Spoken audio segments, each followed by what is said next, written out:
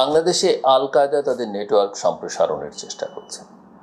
এই সতর্ক বার্তাটা এমন একটা সময় এসছে যখন আমরা রাজনৈতিক পরিবর্তন, রাষ্ট্রীয় প্রতিষ্ঠান পুনর্গঠন, আইন শৃঙ্খলার দুর্বলতা, সামাজিক মেরুকরণ এবং আঞ্চলিক ভূরাজনীতির নতুন চাপের মধ্য দিয়ে যাচ্ছে।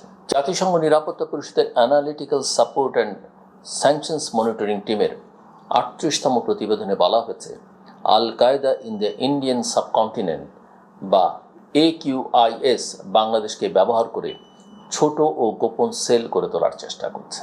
একই প্রতিবেদনে সংগঠনটিকে আর বিচ্ছিন্ন কোনো জঙ্গি গোষ্ঠী হিসেবে নয়, বরং ক্রমে একটি আঞ্চলিক সন্ত্রাসী নেটওয়ার্কের রূপ নেওয়া শক্তি হিসেবে দেখা হয়েছে।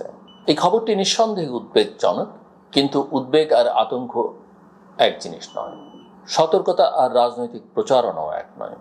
জাতিসংঘের প্রতিবেদনকে গুরুত্ব দিতে হবে, আবার এর মধ্যে কি বলা হয়েছে এবং কি বলা হয়নি সেই পার্থক্যটিও বুঝতে হবে। প্রতিবেদনে বাংলাদেশে আল কায়দার কোনো প্রতিষ্ঠিত ঘাঁটি আবিষ্কারের কথা বলা হয়নি। কোথায় তাদের সেল আছে, কতজন সদস্য আছে, কিংবা কী ধরনের অভিযান তারা পরিকল্পনা করছে, এমন সুনির্দিষ্ট তথ্য প্রকাশ করা হয়নি। বলা হয়েছে তারা বাংলাদেশকে ব্যবহার করে সেল প্রতিষ্ঠার চেষ্টা করছে।